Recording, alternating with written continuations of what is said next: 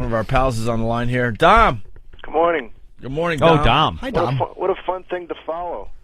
Well, we just went serious for like an hour. We don't do serious radio, but when we do, man, we really get into it. And now we're trying to move on back into the funny zone. Well, you are the guys that I go to for hard-hitting news. And All the time. How you doing? How are you, man? We can hang with the best of them when we have to, Dom. I know that.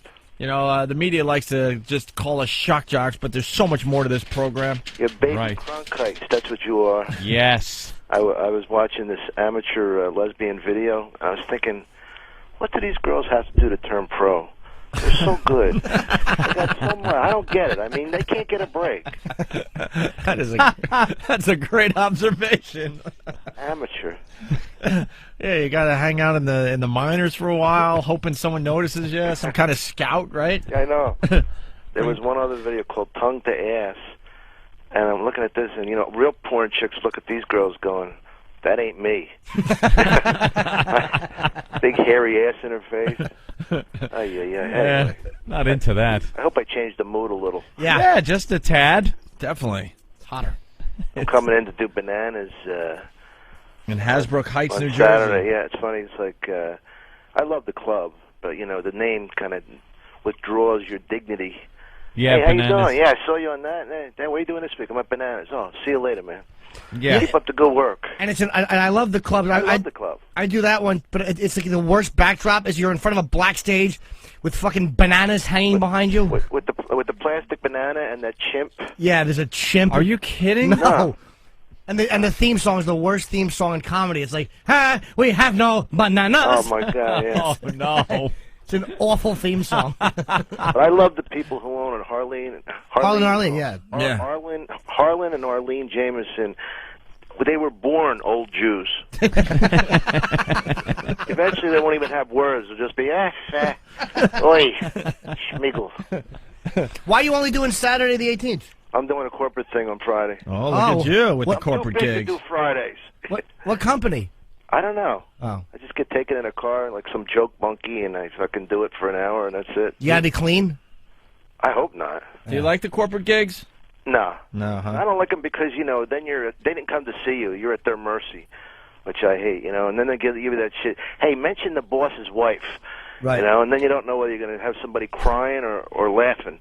You got to, they say, work clean, but you can be a little blue. What the fuck does that mean? Because their idea of blue and a comedian's idea of blue are completely different. Right. Yeah, I'm talking about jizz shooting over a hedge. And they mean, you say poop or something. And it is always an awful thing they try to tell you. Like, all right, Marjorie just found out she has ovary cancer. Tease her a little about it. Yeah, right. Yeah. Tease her a little bit about it. Look for the uplifting side of that.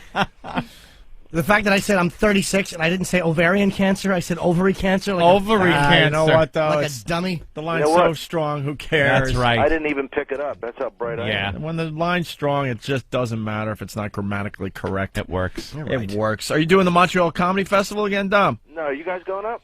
I went a couple years in a row. I loved it up there. Yeah, no, I'm going to go up there, but I'm not going to do the festival. I'm doing the Improv in West Palm that week. But I go. My girlfriend's from there, Yeah. so it's a good chance to see her. Away from my wife and just to relax. Is this thing on? Hello. I love that. But it's fun. And how's Brother Weeze doing? But I check in with him like once a week, and so far so good with the cancer thing. Speaking of bringing the funny back to the show. I know. Yeah, Sorry. well, we're not on the air now, are we? Well, Dom's a good friend of Brother Weeze's as well, and he went through a brutal form of cancer, man. I'll tell you, but he's so far so good. We'll see what happens. He's coming back to New York in July for a checkup. Is he back on the air at all? Yes. Oh, cool. Yeah, he's back on the air. I mean, he wasn't eating. It was just awful. I mean, he was getting his radiation here in New York. I was seeing him pretty much every day, or just about anyway. But he's a trooper, I'll tell you. He's a great guy. He's great at radio too, huh? Yeah, I complain a lot less after seeing what he went through. I gotta tell you. Oh, I know. But yeah, he's doing all right. Yeah, it's hard to talk about your anxiety attack. Right. The guy's going through that shit. Oh my God! Radiation blasted right through, right on his head, right on his head. Basically, ground zero was like his nose. I know. Pretty Holy much his shit. nose and that whole area, hitting the back of the nasal, way deep in the nasal. is where the tumor was. I guess they couldn't operate. Anthony's getting all squeamish. Hey, boy, I'm getting hungry here. I get all heebie-jeebies. Anybody for some oatmeal? Yeah. Hey, by the way, congratulations. LA Magazine named you one of the top funniest people in Los Angeles. I was in LA a couple of days ago reading the magazine, and you were go ahead. well, you're certainly deserving. Ellen was number one. But the fact they had to put an equal number of women and men. Well, you know what? Oh, they I did? asked them about that. It was all women editors. Of course. And I said, well, and then they told me there was no particular order to the top 10 because people, you know how like sometimes people never are fucking satisfied in life. I go, I was number 9, right? So I don't give a shit. I'm number 9. I was 79, 100 greatest comedians. Cedric the Entertainer was ahead of me. How seriously can I take it? You know? I'm glad someone's saying He's it. an entertainer. He sings, he dances, he has people over. He entertains. He does close-up card tricks. I don't get the Cedric, man. I liked Barber Shop or whatever the hell that movie was, but, but besides that, I don't get the Entertainer. I'm sorry. You know what? It's so much easier for black guys sometimes because they can just do the rhythm without even jokes and get a laugh. Yeah. You know, I was at the bus stop the day bus didn't come. Why'd I go to the bus stop when the bus ain't even stopping? Shit, what's up with that? You know what I mean? I mean, it definitely is easier because you drop that rhythm. And Wanda Sykes is terrific, but you drop that rhythm from her, and some of the jokes are not as strong, you know. Yeah. I don't know, Larry. You know, what do you think, motherfucker? I was talking about that on stage about Def Comedy Jam. Yeah. And the guys are so gross and vile, and they say, God bless you at the end. Baby, that pussy was so stinky, it was stanky. Stanky pussy. Stinky, stanky, crusty, musty pussy. Hey, God bless y'all. That goes after my grandmother. Shout out to Grandma. But what I was going to say about that other thing was, as soon as the article comes out, I'm pleased there's an article, what the fuck? And a friend of mine calls me up and he goes, you're funnier than Kathy Griffin.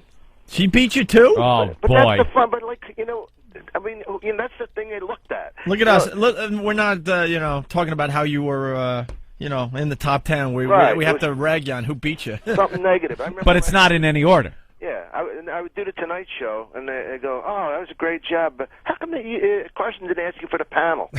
I go, "What the fuck do I got to do to please you?" Right. You know. Well, and it figures that a bunch of broad editors, just a bunch of dumb women who who are never funny, can't make a decision on who's first. Hey, guys, everyone's the winner. They're just such fucking wishy-washy idiots. I've never heard Kathy Griffin ever be funny. I like Kathy Griffin. I actually think she's a very funny Have you seen her storyteller. stand up? Yeah, I thought she was very funny. I don't know, man. Yeah, but I mean, the point was, I like Ellen, I'll admit it, because on this show we don't like female comics in general.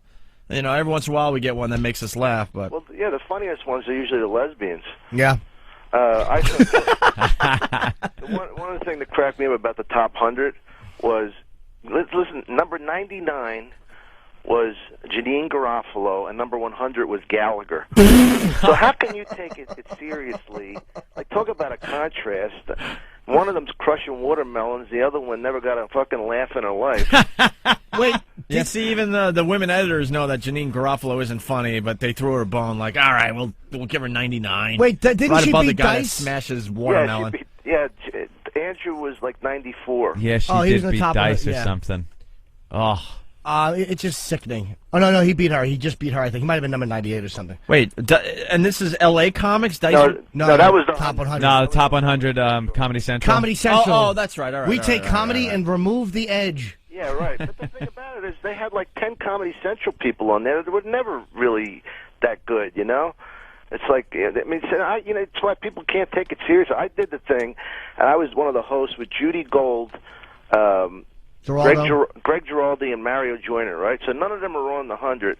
So they're pissed. They're so pissed off. Like once the cameras go up, and they root against their type. Like Mario didn't think any of the black guys were funny. Judy hated all the women, and Greg hated all the guys that were like bright observational guys. Wait, can I ask you how did Kinnison get beaten out? And I love Roseanne, but how did she get into the top 10 and Kinnison's number 20? mean, first of all, Roseanne and Kennison weren't even close, you know, because, I mean, I'm old enough to have worked a lot with them, and you got to be kidding me. And Roseanne, she would say to me, hon, you go on after me. I don't want to follow you. I go, hey, you got a TV show. Fuck you. You follow me. You know? Right. It's like, but Sam was great. Yeah. Sam's clean stuff was some of his funniest stuff, you know. But I still used to bless myself. I wasn't ready for some of the sacrilegious shit.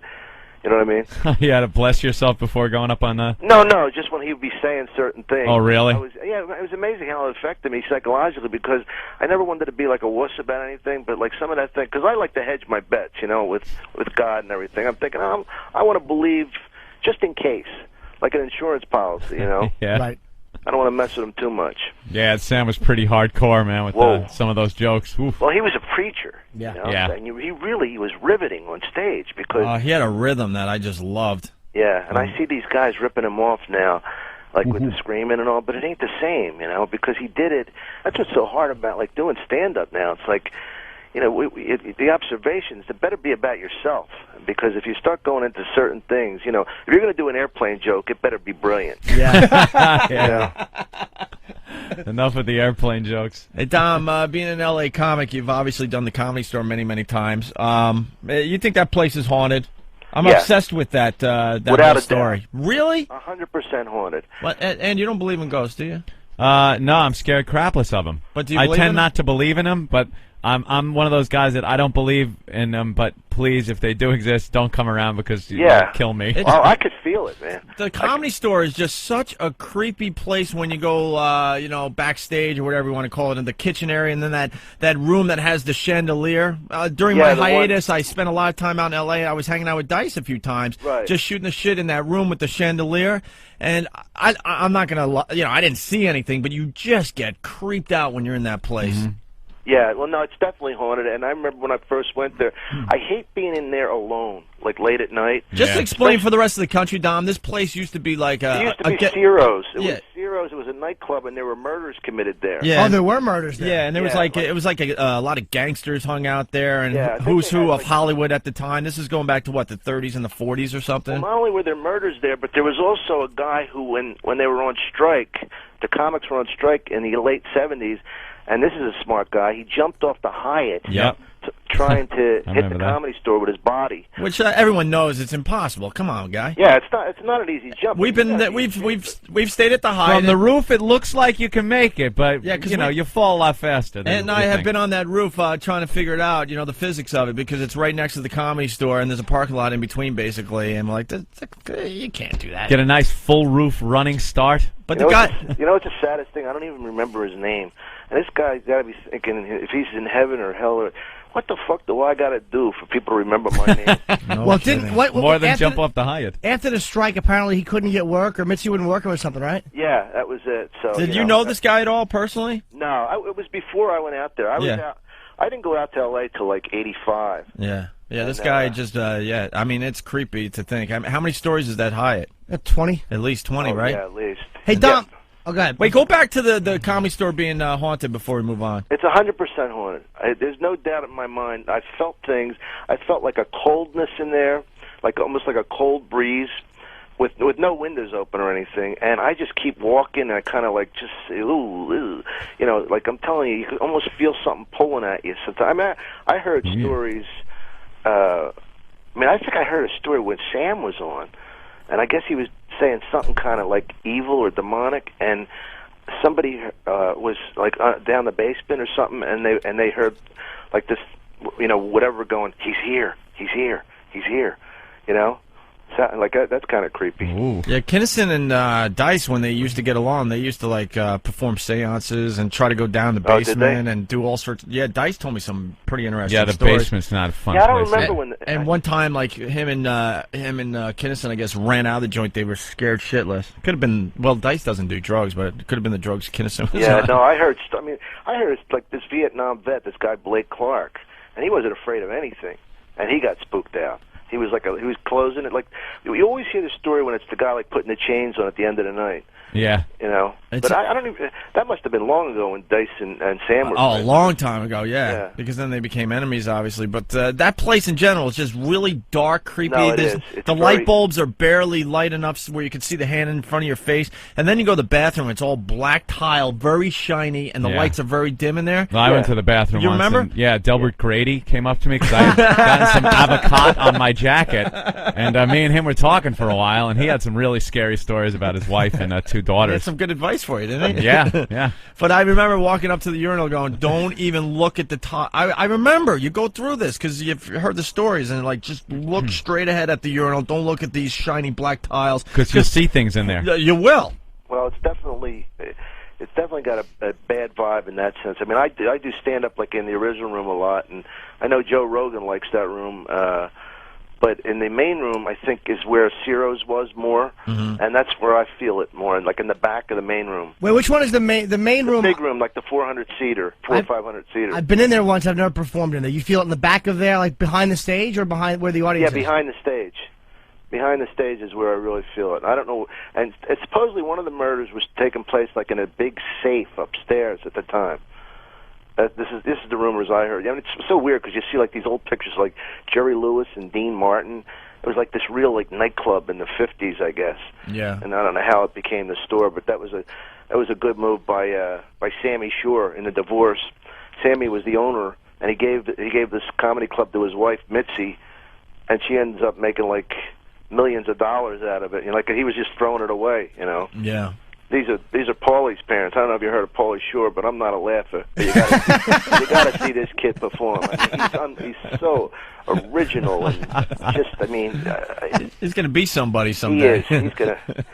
Paulie said to me one time. He goes, he had a 3-picture deal, and he says, and the waitresses, were like hugging me and stuff, and he goes, how come the waitresses make a fuss over you, and I got like a 3-picture deal, they don't even talk to me. And I says, yeah, I don't know, Paulie. And I'm thinking maybe because I'm fucking nice to them. Maybe because I say hello like a normal human being. Like these guys, because I've seen so much, because I shot to the middle and I clung there in my career.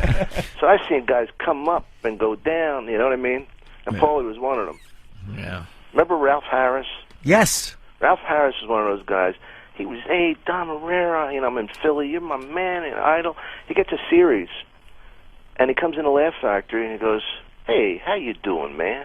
And he does it, and he just keeps like blows by me, and then like the series got dropped in about 6 weeks, and then he comes in the Laugh Factory. Dom, how you doing? I go, hey, how you doing, man? You know what I mean? Yep, of course. Hey. His brother Ramont was doing comedy too. Do you know Ramont? Yeah. I worked with him at Rascals or something. Hey, who else was on that top 10 list in L.A.? I know Ellen was #1 on the cover of the magazine. Well, it wasn't just stand-ups. Larry David was on it, and the guys who write South Park. Right. Matt and Trey. Yeah, and who else? Zach Galifianakis? No, he wasn't on the top 10. He was like a new guy coming up or something. Oh, okay. They had like a thing about him. But I mean, how can you have and not to be like the Sammy Moreland show, but how can you have a list like that and you not be on it? I mean, it's ridiculous. Me? Yeah. Oh, I don't live in L.A. though. Yeah, but I mean, that kind of to me. I mean, Chris Rock doesn't live in L.A. either. I mean, you're one of the funniest comedians there. I don't get it. Oh, thank you. Oh, look at that. I'm serious. Thank you. No, I'm very rarely out there. I'm really not on the radar in L.A. at all. And I'm not just saying that, because what are you going to get me, the Stress Factor? Yeah, I'm not going to put in a word with Vinny. Right. All right, Dom, anything else on your mind today? No, everything's good. I just woke up real early to talk to you guys. I hope to get into the studio next time. And yeah, that'd be good. I got so much feedback from the last time I was on, man. It was great. Well, our fans are very, very loyal, my brother. Dom, let me plug the gig, too, man. Dom is one of the funniest comics anywhere. Bananas Comedy Club. It's in Hasbrook Heights, New Jersey. It's Saturday, June 18th. It's only one night, 2 shows, 8 and 10:30. I got to tell you one other thing. Go ahead. Let me give out the number first, because these shows will sell out, obviously. 201-727-1090, 201-727-1090. They one night only. They will sell out June 18th. I want to tell you, how like you kind of start thinking maybe you're making it a little. I pull up because this reminds me of Bananas. I pull up to the Lincoln Tunnel, and I give the woman, beautiful black woman with like dreadlocks. I give her the money, and she takes a beat. And she looks at me. She hands it back, and she goes, it's on me. I saw you at the Banana Club. You cracked me up. You know, and I thought, wow, I really did make it. I'm getting like the free tunnel. Wow, she gave you a free toll. That's making it.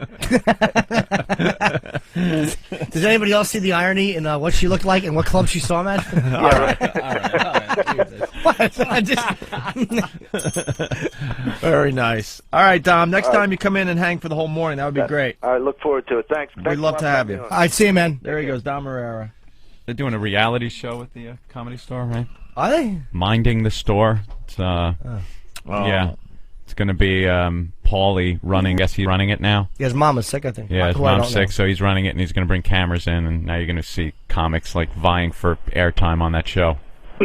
I like to act wacky around cameras. That always gets you airtime. I make funny faces. And put your glasses on upside down. Dude, use a banana like a phone. the laughs that gets. Of course.